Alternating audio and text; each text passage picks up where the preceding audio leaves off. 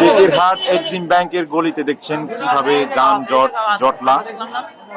যদিও এটির বেশিরভাগ কারণই হচ্ছে এই রাস্তার মধ্যেই বেশ কিছু দোকান রয়েছে, মাংসের দোকান রয়েছে, যার জন্য মাছের কিছু দোকান রয়েছে এবং ভ্যান অটোরিকশা রাখা হয়, যার জন্য ব্যাপক পরিমাণে জটলা সবসময় লেগেই থাকে।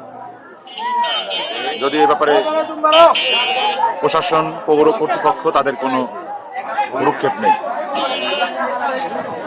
দেখছেন কিভাবে এই রাস্তার মধ্যেই দুটি দোকান, এই দুটি দোকানের জন্যই মূলত এই যানজট বা হচ্ছে আপনার মানুষের ভিড়।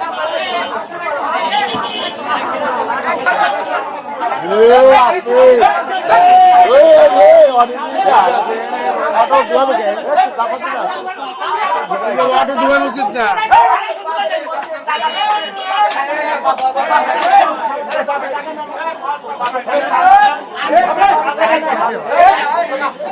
এই মারামারি করবেন না কেউ রোজার রমজানের দিনে।